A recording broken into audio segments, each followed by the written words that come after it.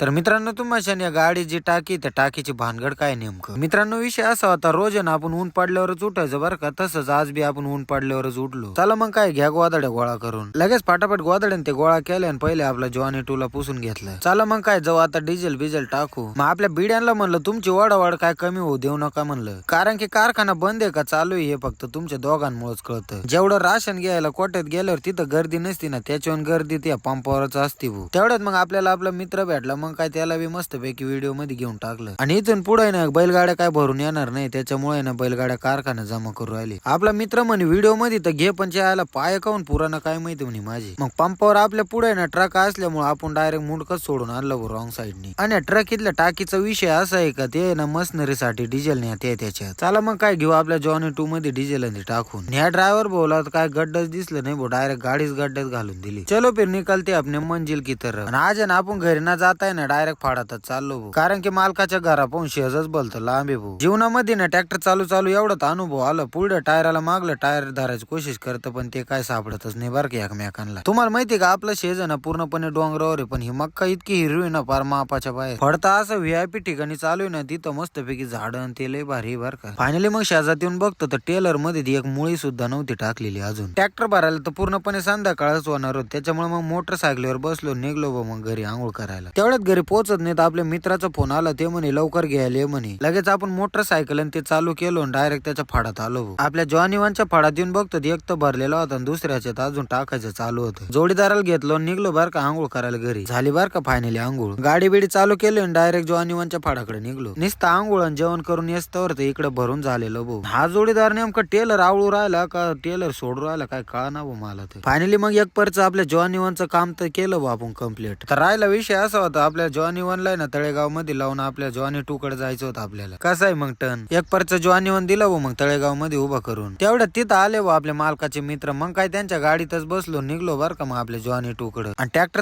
चालू मोकर वायता घालता त्याच्यामुळे आज आहे ना डायरेक्ट पिकअपच चालवायला बसलो भाऊ नंतर आपल्याला कळलं भाऊ पिकअप आहे ना अर्ध्या वाट्या लोकच जाणार आहे मग काय मोकर इज्जत गेली आमची आणि जॉनी 2 चा ड्रायव्हर तर आपण आहे ना आपल्याला सोडून चालले भाऊ येतं थोडस पुढे गेल्यावर मग लक्षात आलं मग काय बसवलं परत गाडीवर मग चला आता निघू आपल्या जॉनी 2 कडे त्याच्यात बी एक विषय असा झाला असा मोठा चढ दिसला ना गाडीचा जीव एवढा त्या चढाला बघून मग मालक म्हणे तुम्ही उतरा बरं गाडीच्या खाली पहिले मला तर असं वाटलं थांबायचंच असं पण आम्हाला दिलं भाऊ खाली उतरून मग काय इतकी इज्जत गेली पार मापाच्या बाहेर आणि तुम्ही काय सांगू नका बरं का कोणाला इतकी इज्जत जाते म्हणून आमची फळात येऊन बघतात एक टेलर तर भरून झालता बरं का पण मागल्या टेलर मध्ये अजून टाकायचं बाकी होतं चला मग ते बरंच तर तोपर्यंत आपण ऊस खाऊ तर मित्रांनो व्हिडिओ आवडला असेल तर नक्की लाईक करा भेटूया नेक्स्ट व्हिडिओ मध्ये बाय बाय.